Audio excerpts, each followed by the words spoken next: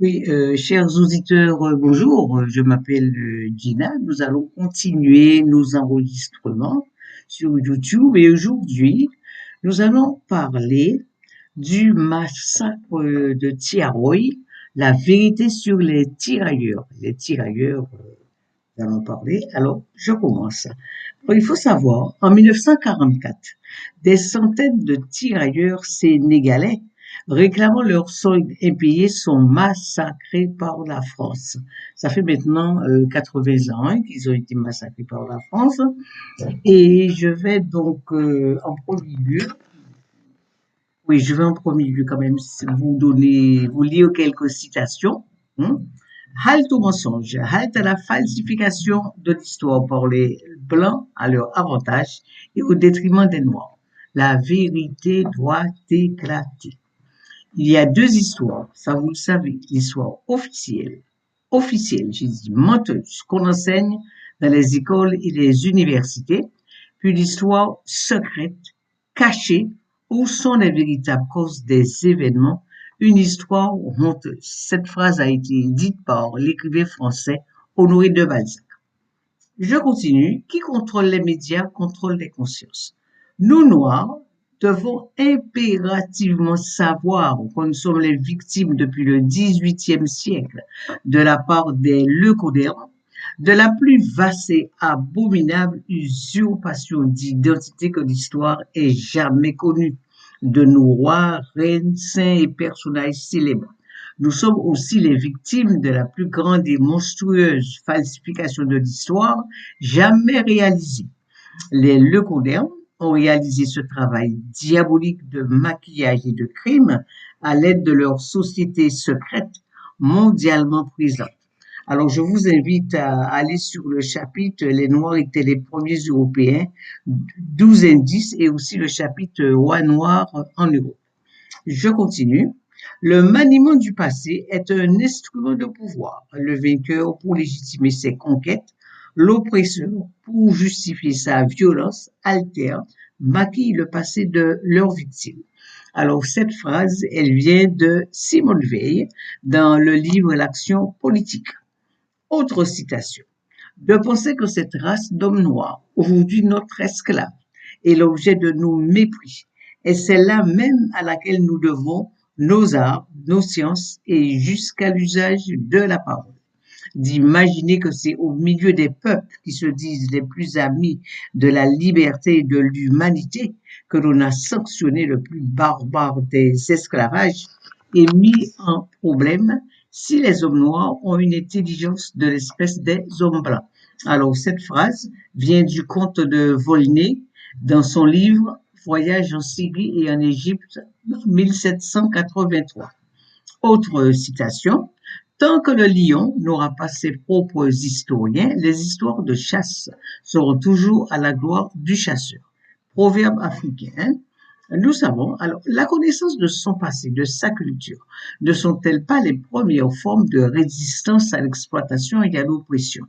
Nous, les mélanodermes, les noirs, ne devons jamais prendre pour des vérités. Je vous mets en garde, ne devons jamais prendre pour des vérités l'histoire et les faits racontés par les leucodermes. Ceux-ci ont toujours fabriqué l'histoire à leur avantage en construisant des mensonges pour se donner la prééminence et en mettant sur un plan d'infériorité les autres races, surtout noires. Nous devons nous interroger sur ce qui est raconté, faire des recherches afin de faire ressortir la vérité. Ce n'est pas toujours évident, mais dans tous les cas, nous ne devons jamais prendre ce qu'ils racontent pour parole d'évangile. Nous connaissons leurs instincts d'égocentrisme et de prédation. De ce fait, restons méfiants et vigilants. Alors, le sujet du jour, qui est les tirailleurs sénégalais, le massacre de Tiaroy en 1944. Alors, à vrai dire, ce massacre a eu lieu le 1er décembre 1944 par l'armée française au Sénégal. Tiaroy, c'est une ville du Sénégal où les tirailleurs étaient démobilisés. Alors, je vous explique. On va tout d'abord parler des tirailleurs sénégalais avant d'en venir à ce massacre dans lequel ont été assassinés des centaines d'Africains. Alors, je commence. La création d'un corps de tirailleurs dits sénégalais répondait initialement aux besoins d'effectifs pour les guerres coloniales. L'empire colonial français n'aurait peut-être pas existé sans ces troupes noires qui ont participé à toutes les opérations de conquête de territoire menées par la République française tout au long du 19e siècle en Afrique et à Madagascar. Elles ont remplacé progressivement les soldats européens de base qui, excusez-moi, qui résistaient mal aux conditions climatiques tropicales. Ces militaires africains se sont rapidement retrouvés sur les théâtres d'opération en Europe. Les tirailleurs sénégalais étaient un corps de militaires appartenant aux troupes coloniales constituées au sein de l'Empire colonial français en 1857 et dissous au début des années 1960. Les tirailleurs sénégalais ne sont pas nécessairement des Sénégalais. Ils sont recrutés dans toute l'Afrique noire, aussi bien en Afrique de l'Est qu'en Afrique centrale et occidentale. Le terme sénégalais leur est donné du fait que le premier régiment de tirailleurs a été créé au Sénégal. Ces unités d'infanterie vont rapidement désigner l'ensemble des soldats africains de couleur noire qui se battent sous le drapeau français et qui se différencient ainsi des unités d'Afrique du Nord telles les tirailleurs algériens, parce que les unités d'Afrique du Nord étaient appelées tirailleurs algériens. Le recrutement est fondé sous le décret du 7 février 1912 qui institue le recrutement par voie de réquisition. Vous entendez bien, voie de réquisition. Donc, la France les forçait à venir à venir se battre pour elle et elle les recrutait de force. Alors, la France a d'énormes besoins en hommes. Dès 1916, une véritable chasse aux recrues fut mise en place. Ce système de recrutement qui s'assimile à des méthodes de rapt, comme au temps des traites négrières, suscite des révoltes dans les villages africains. Certaines sont très durement réprimées en juin 1916 par la France, qui fait tirer à l'artillerie sur une dizaine de villages récalcitrants, tuant plusieurs milliers de civils. La conscription devint obligatoire dans les colonies dès 1919. Le gouvernement français appela l'Afrique à la rescousse dès l'imminence d'une nouvelle guerre avec l'Allemagne. Dans l'armée française, les tirailleurs étaient victimes de discrimination alimentaire. Tout d'abord, leur ration était de moindre qualité, de moindre quantité que celle des soldats blancs. Dans le travail, ils étaient utilisés à des travaux subalternes et à des corvées. De nombreux Africains sont morts sur les champs de bataille français de la Première Guerre mondiale. Ils étaient en première ligne. Pour beaucoup, ils ont été la chair à canon de la Première Guerre mondiale. Les historiens parlent de 72 000 combattants de l'ex-empire français qui sont morts entre 1914 et 1918 sur les 180 000 mobilisés. Lors de la Deuxième Guerre mondiale, entre 1939 et 1945, il fut près de 300 000 hommes venus aussi bien d'Afrique du Nord que d'Afrique noire. Alors, 140 000 venaient d'Afrique subsaharienne. Plusieurs milliers moururent dans les camps de prisonniers de guerre, sommairement exécutés par les Allemands, ces derniers les considérant comme des sous-ordres. Les tirailleurs sénégalais participèrent entre autres à la bataille de France, à la conquête de l'île d'Elbe en juin 1944 et à la prise de Toulon, à la suite du débarquement de Provence en août 1944.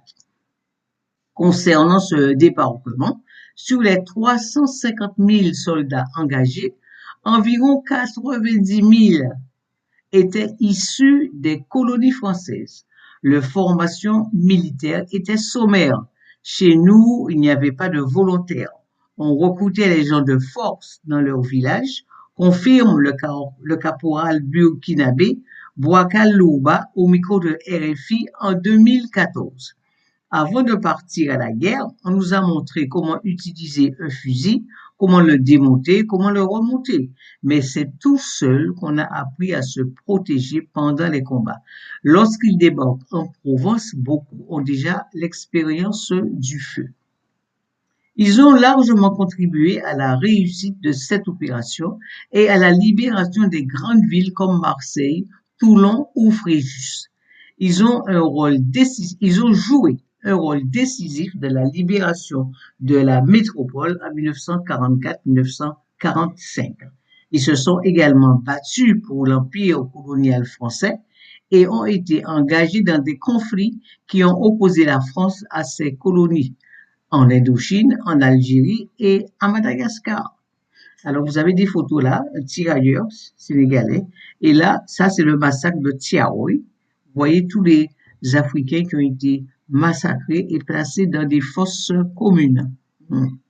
Alors, le 1er décembre 1944, la France a massacré 395 tirailleurs sénégalais qui réclamaient leur solde non payé.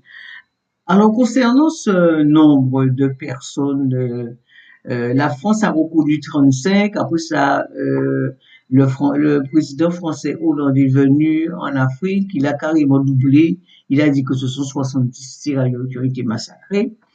Mais il faut savoir que le bateau qui, le 28 novembre, avait quitté la France pour emmener les tirailleurs au Sénégal, avait 1600 tirailleurs qui étaient embarqués. 1600. Le bateau a fait escale en Afrique du Nord. Aucun tirailleur n'est descendu parce que leur destination était l'Afrique noire. Donc, le bateau est arrivé en Afrique avec ces 1600 tirailleurs. Combien ont été massacrés? Des centaines et des centaines de la réalité ont été massacrés. Donc, moi-même, je mets en doute ce nombre de 395 tirailleurs qui ont été massacrés. Il y en a bien plus. Alors, je continue. Le massacre de Tiaroy, le 1er décembre 1944. Les tirailleurs sénégalais se sont fait remarquer dans les guerres entre la France et ses alliés contre l'Allemagne. Ils ont bravement combattu. Beaucoup ont laissé leur vie. Les bataillons de la guerre de Provence, qui eut lieu du 16 au 28 août 1944, étaient majoritairement composés de ces tirailleurs qui ont grandement contribué à la libération de la France. La guerre était finie, l'armée française ne voulait pas montrer de reconnaissance aux tirailleurs sénégalais. Les chefs de l'armée française, considérant comme une honte qu'ils étaient redevables à ces Noirs de leur victoire, décidèrent de les démobiliser et de les renvoyer dans leur pays en Afrique. En 1944, un premier contingent de tirailleurs sénégalais est libéré puis rapatrié à Dakar. Fraîchement débarqués le 30 novembre 1944, ces soldats sont transférés au camp militaire de Tiaroy de la banlieue de Dakar pour être démobilisés. Ils n'ont toujours pas perçu leur solde de captivité et diverses primes. Un cinquième de ces montants leur avait été versé avant leur embarquement et ils devaient percevoir les 4/5 à leur arrivée. Devant le refus des autorités françaises de les dédommager, ils se révoltèrent pour réclamer le paiement de leurs arriérés de solde et de leurs primes de démobilisation.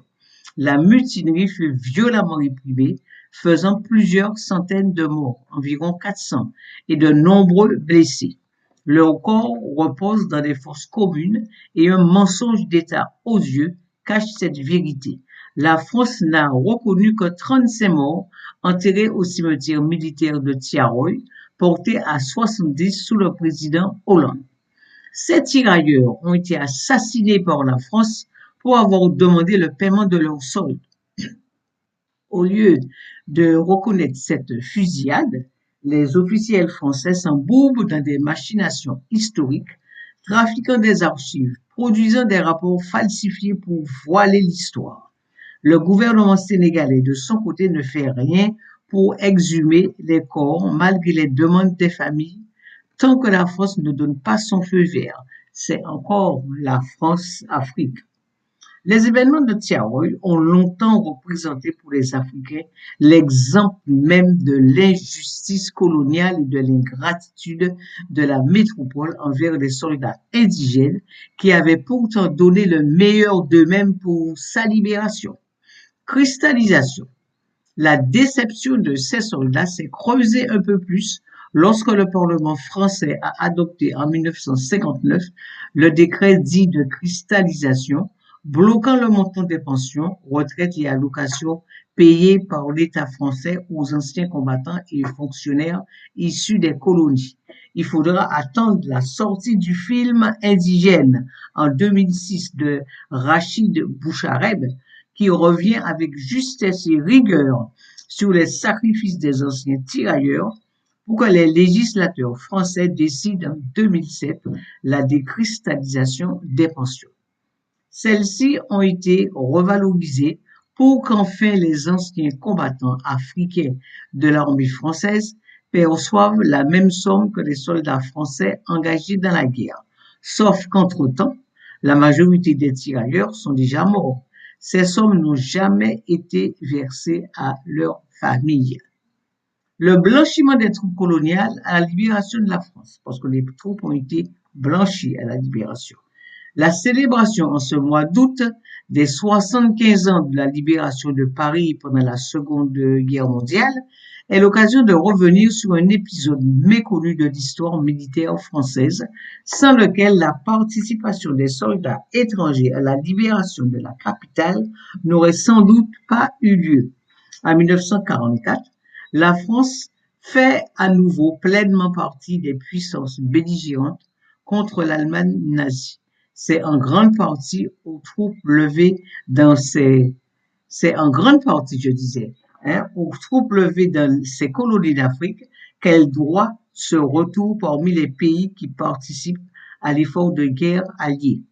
Ces troupes coloniales qui ont représenté jusqu'à deux tiers de l'armée française s'illustrent lors de plusieurs batailles majeures, en particulier dans les campagnes de Tunisie en 1943, d'Italie 1943-1944.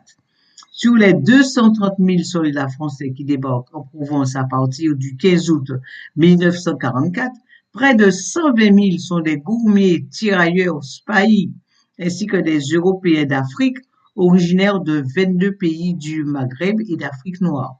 Or, 10 jours plus tard, à la libération de Paris, aucun seul soldat noir ne participe à la libération de Paris, à cette libération. Des documents découverts par la BBC révèlent que les commandants britanniques et américains ont assuré que la libération de Paris le 25 août 1944 était considérée comme une victoire réservée aux Blancs et ont exigé des Français le retrait des Noirs des effectifs des troupes devant aller à Paris. Alors que le haut commandement allié avait initialement prévu de contourner la capitale française sans intérêt militaire, le gouvernement du général de Gaulle a fait pression pour que des unités françaises libèrent Paris. Des Maghrébins pour compléter les effectifs. Un autre chapitre. Le haut commandement allié accepte, mais à une seule condition. La division de Gaulle ne doit contenir aucun soldat noir. Bien que des soldats noirs se battent dans l'armée américaine, ils constituent des unités séparées et ne se battent pas avec leurs compatriotes blancs. En janvier 1944, le général Walter Bedell Smith, chef d'état-major d'Eisenhower, a donc envoyé aux Français une note de service estampée confidentielle, indiquant qu'il est plus souhaitable que la division susmentionnée soit composée de personnel blanc. Or, la deuxième division blindée du général Leclerc ne compte alors qu'un quart de métropolitains, mais apparaît comme la seule pouvant être blanchie. Aucune unité de l'armée ne peut alors afficher plus de 40% d'effectifs blancs. Des tirailleurs noirs sont sommés de se déshabiller pour laisser leur uniforme et leur place dans les rangs des forces françaises libres à des résistants blancs. Ces résistants soi-disant, souvent des adolescents qui n'avaient jamais tenu une arme, n'avaient jamais tenu un fusil. Il apparaît rapidement pour les généraux français que les métropolitains seuls ne pourraient pas combler l'absence des soldats d'Afrique de l'Ouest, même en intégrant les combattants de la résistance. Les Maghrébins et Syriens sont donc gardés, alors que les autres Africains seront renvoyés chez eux avant la fin de la guerre. Ce blanchiment marque le début de la déroute pour les tirailleurs, expulsés du champ d'honneur par la force des préjugés, puis parqués dans des camps pendant des mois avant de regagner pitoyablement leur pays d'origine. Et quant à Tiaroy, le 1er décembre 1944, ils auront le front de demander à l'armée française de leur payer ce qu'elle leur doit. Ça a été un bain de sang. Les tirailleurs sont parmi les vainqueurs de la Seconde Guerre mondiale. Ils constituaient la moitié des effectifs de la France libre. Voilà. Je vous remercie de m'avoir écouté. Au revoir. À bientôt.